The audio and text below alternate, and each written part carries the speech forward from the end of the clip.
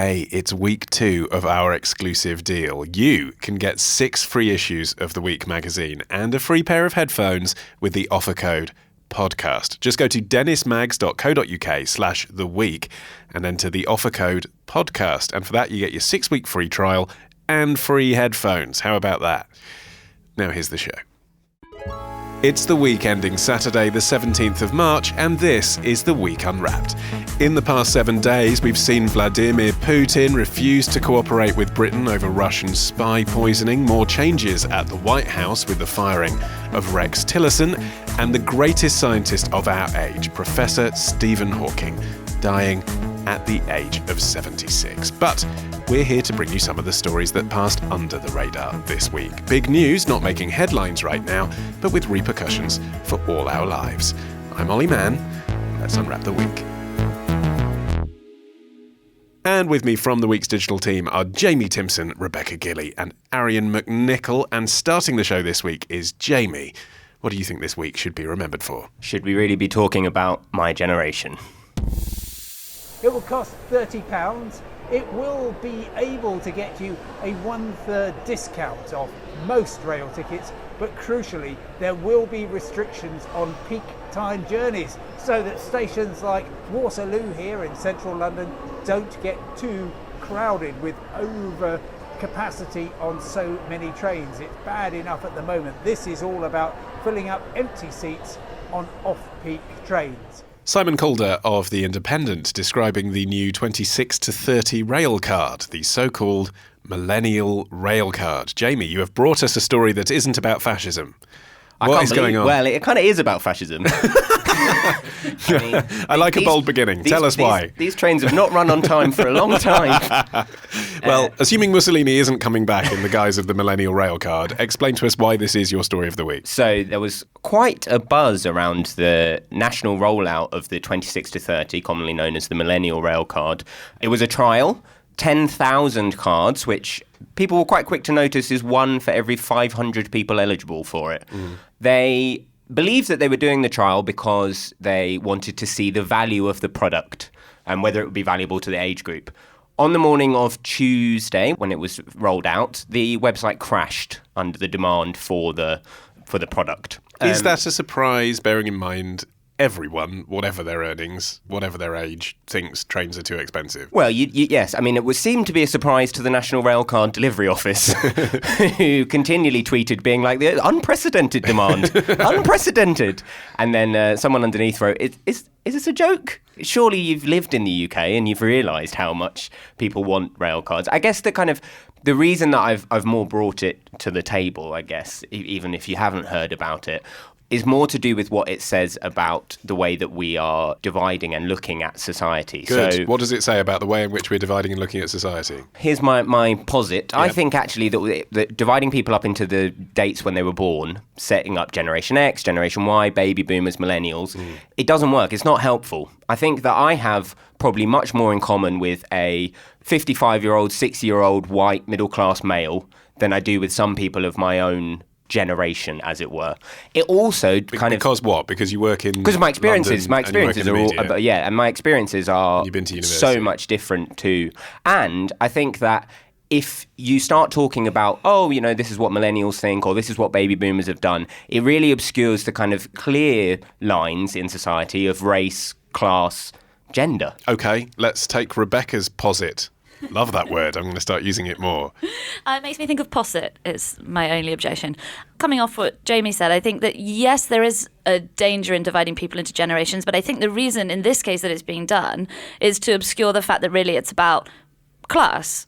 As you were saying, Jamie, you may have more in common with a older middle-class person than a lower-class person of your own age. But in this country, we're so reluctant to talk about class. Anytime there's means-tested things trying to be introduced, the winter fuel allowance had people in a froth, because all these pensioners making tons of money weren't going to get handouts, essentially. Same with TV licenses. Every time it's talked about means-testing them. So the hidden discussion here is, rather than subsidising rail based on age, which they're now potentially expanding all the way up to 30, and then you get your OAP one when you're 60, so there's only 30 years in between where you don't get it subsidised, it would be better to look at earnings. That's what you're saying, right? It should be. I mean, why it should be is earnings means-tested. the same as class, though? Because, there are people who are middle and upper class who don't earn anything. Yes, there are, but I think that I think we're very reluctant to address the fact that class and income are still pretty closely tied in our society, and it's almost as if people don't want to address that truth, but it would be a lot more useful.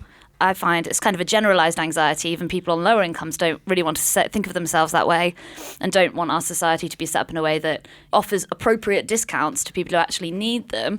Thinking about this story has made me think, when I was living in France, if you're on job seekers allowance in France, you get discounted travel, discounted access to cinemas, leisure centres, and it's sensible. Why shouldn't people who don't have an income or have a very low income, why shouldn't they get those discounts? And it seems to me like the whole millennial rail card thing is a way of disguising the fact that this is about the fact that lots of people in this country can't afford to travel. Okay, let's ask an Australian. Do you think we're obsessing about class? I think that you have a tendency to, but I don't know that this is a place where to do so is misplaced. I do think that both Jamie and Rebecca have a really good point here, that if we want to try to target a group of people who could do with cheaper travel, and let's face it, we could all do with cheaper travel if we try to get on the trains in this country, then actually to do it by some other version of means testing that actually assesses people's means, that would be a better way to come at the problem. Okay, how would that work? I mean, technologically, Jamie, how would that work? In terms of how would you be able to prove that you were earning a certain amount? So or even just as me as a train operator, how do I say, I'd like to give a discount to everyone who's earning under 25 grand? How do I do that? So the way that this 26 to 30 and partly is that it's no longer paper, it's all done through an app. Obviously, because it's millennial, that's what they thought people would be interested in. And so you would download the app, you would have the... You said that with a wry smile, but that is true, isn't it? Yeah. It would be weird to get a paper ticket if you're aiming a product at the 26 to 30s. Yes, except that for 16 to 25-year-olds, we've always had to get paper tickets. I mean, there was a digital one, but it came in a card. Like, this is the first example of an app. Okay, we're sounding like local radio now. Carry on. Yeah. Do you remember paper tickets? Yeah. So I guess the idea would be that you would sign up for... As soon as you got your benefits, that would then allow you to have like a number, in the same way that you do with your national insurance number or whatever, that would then prove to the train company that you could then be allowed to have discounts. Okay, so that addresses Rebecca's point about benefits. Fine, get that. But actually, what you're suggesting goes wider than that, doesn't it? It's suggesting that people who work in London who aren't on benefits but have relatively menial jobs, or even, secretarial jobs, but they're not earning a lot of money, they could do with a subsidy as well. How would you arrange that? It's not a benefit. You'd have to end up with a way of being able to get people to mark down their incomes and tracking how much people were earning, which, I mean, then does open up the question of whether people would be willing to... You only have to look at the way that with free school meals... Part of the reason that people didn't like the idea of having a database of children who are on free school meals is the taboo of other kids in. And so you do have that problem. But that then means that actually what we should do is look more widely at why we're so afraid of talking about how much money we earn. Yes, because a lot of people now obviously use contactless technology to get in and out of train stations. That's being rolled out gradually, isn't it, across the whole country? That's linked to your credit card if you're not using an Oyster card. And a credit card, by definition, knows how much you earn. So it's all there anyway. It's just a case of saying, I don't mind the train company knowing. I think it's a social thing rather than a technological obstacle. But I think we're going to have these conversations, and we're going to have them more and more in the future. As we continue to tighten our belts and as our population continues to age, we're going to definitely start having to talk about means testing benefits for older people. Stuff like the TV license and bus passes and things like that. We're so reluctant to, when Theresa May tried to introduce what was actually a not particularly draconian idea that well-off older people should pay for their own care. It was immediately slammed as a dementia tax and forcing grandma out of her house in her twilight years. But we are going to have to address that because we can't afford to have these benefits for all just because we don't want to address the fact that a lot of people can't afford things. Rebecca, when you were talking about France and having the discounts and that being means tested in a sense, I think partly the reason that people do throw their arms in the air in the UK about the concept is the idea of scroungers and these people who see it as like, why should they get any more benefits when I work and I can't afford to go to the cinema? Why am I ever being placed in a worse position because we're subsidising these people? The squeezed middle. Yeah. But the problem is that any time you try to provide any benefit, you hit that wall, that some people are going to object to the fact that the benefit even exists. So there's no real way around that. I mean, is the problem looking at it as a benefit at all to get an affordable train ticket? Isn't the way to look at it to say, if you earn over 50 grand a year, if you are working in the City of London and taking the train every day during peak hours, not just you'll pay a peak ticket, but because of who you are and what you do, you can afford to pay twice as much. Absolutely. And shouldn't we also be looking at how much ticket prices are way overinflated in the first place? I often get onto an aeroplane and think it's such a shame that economy seats are just so uncomfortable. The reason we lust after business or first class is because those seats put you in a state of comfort that you sort of get in your everyday life otherwise. You expect to be able to put your legs out and to I should point out not to eat listeners slop. that Arian is about 7 foot tall. Right. Yeah. Maybe slightly prejudiced. Yeah, on it. so maybe I don't deserve that expectation. But I think that it shouldn't be seen as a benefit to get train travel that's affordable. And I think for great parts of the country, it isn't. So I agree, it shouldn't be thought of that way. Let's address this issue of dividing by generations, though, because this is another interesting facet to what you've brought up, Jamie. I understand the point you were making intellectually. You genuinely not feel covered by the term millennial? I think most of our listeners would hear you and think, well, he's absolutely slap bang in the middle of being a millennial. I think that those stereotypes are there for a reason, aren't they? They're not created off the back of anything. I think probably my argument to that would be that while some people may cover this definition of millennial, it actually doesn't help. It doesn't help us moving forward to talk about things in such kind of black and white and divide. You only have to look at the rail card and there's like hundreds of thousands of people that are complaining, particularly the over 30, 30 to 45 people who perhaps graduated from university or came out of education during the economic recession, who are turning around being like, well, what about us? Like, we haven't got anywhere further in the past 10 years. This is the thing, how many generations are we going to have to offer discounted rail travel to before we turn around and say, actually, you know what, rail fares are just too high, until you're introducing, the 50 to 55 rail card and, for goodness sake. But the thing is, to go back to your point on millennials, I think millennials, in terms of defining generations, is a particularly pernicious example because baby boomers, Gen X, those were coined to describe certain broad characteristics of those generations. Millennial is such a cultural thing as well. It's about, we're going around sipping our oat milk lattes and having avocado on toast, which is a completely inadequate way to describe the vast majority of young people in this country and how they live. It's so tied into these middle-class cultural ideas about people living in cities and having brunches and going to yoga classes and stuff, and that's just so, such a distorted picture. But weren't those views equally inadequate to describe baby boomers and Gen X? There was a way that older people have described younger people for generations. Exactly, which is why the typical characteristic that's been picked out to apply to all of those generations is that they're slackers. It was applied to Gen X, or the word changes, but the point is the same, that the younger generation are ne'er-do-wells who should get off their butts and do work like the rest of us. Well, I think we can all agree with that. Arian, you're up next. What do you think this week will be remembered for? I'm wondering whether Cuba is on the cusp of a new revolution. One big question is it a change in the name of the president, or does the new president have real power or not? Is it a change in who runs the country? And if the new president is supposed to exercise power, where is that power supposed to come from? Mm-hmm. He doesn't have the name of Castro. Where does his power come from? It's disgraceful that there's been no consultation with the Cuban people about who might take over the leadership. And so one gets to the question of what kind of power, how is he going to exercise power? On the whole, dictatorial regimes, one-party regimes are not very good at transferring power.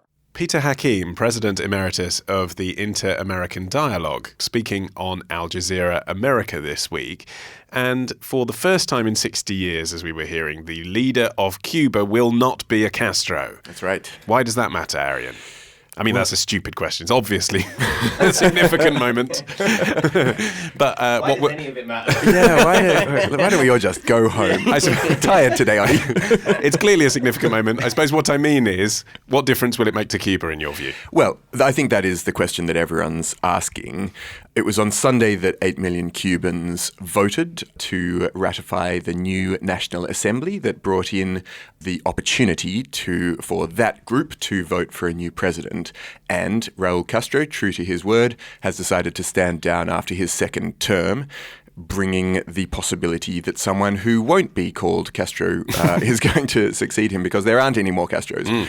But so, he's getting a new position, isn't he, which is sort of essentially deputy leader, really, isn't it? Well, he's going to stay as the head of the Communist Party. Right. So there is this question of whether there's going to be any real transference of power, and certainly... It's basically what Putin did, isn't it?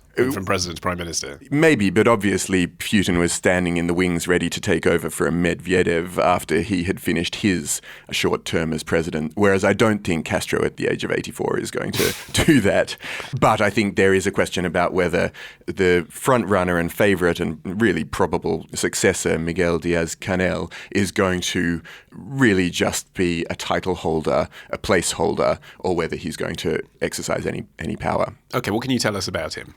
So he seems to be pretty close to Raul in terms of his background. He was fairly anonymous prior to his really quite swift rise to prominence over the last couple of months. He was the former higher education minister and has started to become the face of the government abroad on trips. So he's sort of got this newfound profile.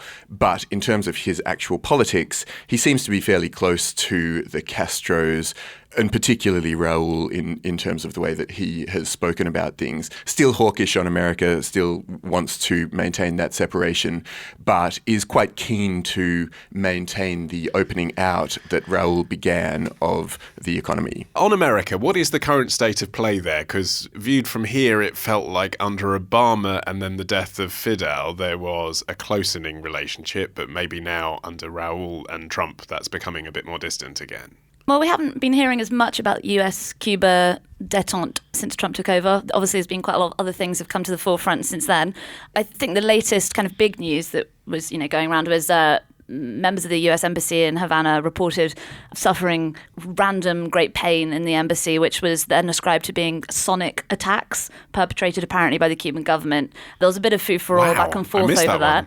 And now the US Embassy have reduced their staff in Havana, so it definitely seems like warming up ties with Cuba is not very high on the Trump agenda. Marion. The problem with that whole report, and the reason why maybe you hadn't heard about it, Ollie, is because it's subsequently been started to be looked at by scientists, and they're pretty sure that this idea that Cuba had developed some new sonic weapon and was targeting the embassy was nonsense. Fake news. Probably fake news, this one, partly because what the hell, but secondly because honestly, there's no reason why Cuba would be wanting to do this, and particularly Raul Castro's Cuba. He was so keen on reestablishing ties during that Obama period, and so it just doesn't make any sense for him to suddenly go on this rampage of new weaponry. It's had a really negative effect on the Cuban economy, and in terms of when people in the US Google or go on TripAdvisor for Cuba, this warning comes up saying sonic attacks in Havana, and the number of tourists from America to Cuba has fallen by like a quarter. This, coupled with the fact that Cuba, for a long time, relied on Venezuela for nearly all of its funding and imports and everything. And obviously, as we know, Venezuela is not the place that it once was. And that means that a lot of the funds for Cuba has dried up. I was very surprised and lucky in a way to be there when Castro died. And the outpouring of grief, and I thought initially, having the people that I'd spoken to there, I had thought that they'd really been wanting to change a real kind of movement more towards America. But when Castro died, and certainly in the aftermath of that, there seemed to be a real hardening of stance. We talked about the election, they had a turnout of 80%. You're not forced to go and vote, but it is seen as an affirmation of the Communist Party when you do go and vote, and 80% is huge for that kind of thing. It's not a fix either, as far as you can see. But there is only one candidate per seat. They have to get 50% of the vote at least to actually be confirmed. But no candidate has ever received less than 50%. But the turnout isn't, by all manners of checks, free and fair elections and stuff. The turnout isn't made up. There are 80% of Cubans are going out and voting, which is more than here. And there's some controversy about whether the voting system is as unfair and rigged as people on the outside sometimes say. observers who have been there suggest that, in fact, the selection process does bear some similarity with grassroots coordination elsewhere. It's really unclear. It's hard to know which is the truth from the outside, but it's not a shoe-in. It's not an open and shut case that elections in Cuba are a nonsense. And what do we think the departure of Rex Tillerson might mean for Cuba? There's a new Secretary of State, Mike Pompeo. What do we think he might do? Well, he seems to be a creature of Trump. Tillerson really didn't look like he was the man for the job in the first place. At least he did take some different positions to Trump, in some parts of the world. And it looks like that willingness to stand up to the president that caused his end, not to mention the fact that he called him a bleeping moron. But Pompeo, from what we can see, looks to be very much of the Trumpist ilk. And so I think that we'll see a continuing hardening of relations between US and Cuba. But why? I mean, what is it actually that Trump wants? Is it just nostalgia for the 1960s? Is that he it? wants to be different to Obama. Yeah. That's the thing. Everything is done through the prism of, you only have to see this week where he was talking in a fundraiser about appeasement with North Korea or talking with North Korea, and he talked about it in the prism of Bush and Obama and how he came across in that respect. They would never do that. They could never do that. Not like me. I can go over there and talk to them. And that's what he sees with Cuba as well. He just thinks this is something that he can really stamp his mark on. And also, America has long waged a quasi-ideological war against Cuba. It represents communism on their front doorstep, and they don't like that. And it's not surprising, really, that Trump would take a hard line on them. But there isn't the issue that there was in the 60s. No one's threatening nuclear war from Cuba, and you don't have the migration issue they genuinely do have from Mexico, whatever you think of the wall. I mean, it's just an island off Florida, but it doesn't benefit America to have a problem with Cuba, does it? Well, no, not especially. But then I also don't think there's a very strong movement in the States outside of some, kind of niche subcultures to actually move closer to Cuba. So it doesn't really benefit the US particularly to start warming up to Cuba, especially if we're going to get more stories about sonic attacks and all this kind of thing. True or not, it does influence, how Cuba is perceived. And I think there is still quite a lot of mystery around it. The thing I was going to say is that, even if Cuba and the US don't start repairing their ties, that doesn't necessarily preclude Cuba from becoming more open to the world in general. And I think there have been a few, with Cuba, obviously, it's kind of hard to know. One thing I thought was quite telling was in the Miami Herald's coverage of the vote on Sunday, they mentioned that Miguel Diaz-Canel, who is the favourite to take over as president, voted with his wife and posed with his wife at the polling station, which is something that in the past, Fidel Castro's wife, well, he had two, but they were not really seen in public. They had no public profile. It was very much, that kind of old school communist man in a camouflage cap standing on a balcony kind of image. Whereas, it seems like now there is maybe a suggestion that Diaz-Canel will move more towards a more kind of regularized face of the government with a first lady and that kind of public profile. And I think that really touches on why this is a significant moment. Regardless of if the politics don't move an enormous amount, we're really seeing the death of that cult of personality that was so much a part of Cuba's DNA for the last 60 years. So will that make a difference to how the country looks? I'd suggest it probably will. Okay, Rebecca, you're last this week. What do you think we will be remembering this week for? Now you can get yourself a nice Costa Latte with your Roy's roll. Nice top. Oh, it's this only Topshop. Oh, I used to shop at Topshop too. Coincidence. That was a very short clip of ITV's long-running soap Coronation Street from 2017. Rebecca, as we learned there, Gail used to shop at Topshop. This is your story of the week. Why? I mean, this is yet another thing that Gail Platt and I have in common. So the news this week, it may have slipped under if you didn't pick up your copy of the Weatherfield Gazette, is that Coronation Street is now getting a Co-op and a Costa. This is the first ever shopfront product placement on British TV. Ooh. So there used to be a total ban on all product placement, which was lifted in 2011. And since then, there's been some dabbling. You may have seen McCain's oven chips on Emmerdale, etc. And Corrie is one of those shows, isn't it? You get the little P in the title sequence, which tells you there is some product placement in it. Yes. And that previously has been sort of chocolate bars in the and newsagent or whatever. They actually they signed this deal with Costa and the Co-op, I think it was last year. So since then, you have seen characters with the Costa cups and maybe a Co-op bag. But this is like actual shop fronts, although there will not be anything inside, so the characters as yet will not be going in there. And to be clear, this is on Coronation Street where people live. There's going to be a Costa. Yes, it's an extension. That doesn't seem believable. It's an extension of the Weatherfield set. This is the new Victoria Street development. It's going to have a tram stop and a tattoo parlour, and it's going to have these high street shops. And it just kind of got me thinking, this is the first time we've seen anything like this. I think you could possibly go at it in two ways. Some people, sort of tongue-in-cheek going on Twitter saying, well, what's this going to mean for Roy's Rolls? What's this going to mean for Dev's shop? Explain for international listeners what Roy's Rolls are. Roy's Rolls is Roy Cropper's cafe on Coronation in the soap opera, Street. But the wider point of that being that because there was this ban on having the real brands and real chains, etc., you've got this kind of rich culture of, all the characters have their own kind of independent shops and slightly fake brands. You may, if you're an EastEnders viewer, you may notice that they're often quaffing SCO beer, not to be confused with the real-life Skull beer. And so we're going to see the first injection of this realism, and it is realism. I think from my perspective, I love people saying that this is kind of a slippery slope. Are we going to start seeing storylines where they're all like, let's just nip into Costa and talk this over with one of their nice gingerbread lattes?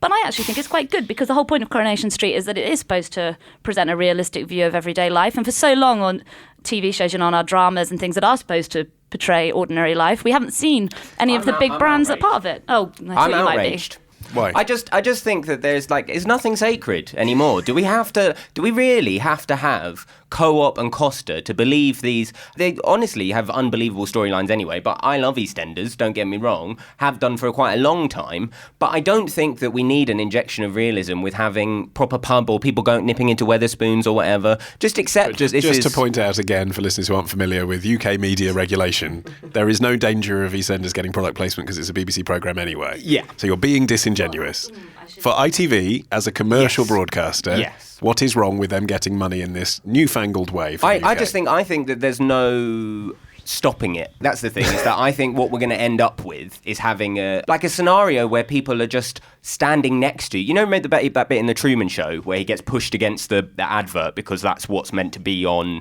TV, and he goes, whoa, what's going on? And it's like because they've pushed him next to a Daz advert or whatever the shopping thing is. I just think that they're going to start weaving it into the storylines that will have basically people ending up whatever the latest deal is in Co-op. They're going to be pushed towards buying those kind of products. It's awful. I just feel like I need to step in before Mary Whitehouse here busts a vessel. Combusting. Product placement is actually quite tightly regulated by Ofcom, and you will actually see brands on EastEnders because there's a difference between prop placement and product placement. Prop placement is allowed. For instance, I can't believe we're going down this rabbit hole. Does that mean I wasn't being disingenuous? The important thing, but it's a distinction. Distinction. The distinction is, yes, there is a difference between prop placement and product placement, but the important thing is people aren't paying the BBC for their props to be placed. No, and I mean the BBC can do it because they can say it's genuinely reflective of Britain, but they're not receiving money for. No, well, for even doing in that clip we just heard, the Topshop one, that almost certainly was not an example of product placement because part of the Ofcom regulations is that you cannot change the editorial content to fit around a brand and you can't advertise the brand. So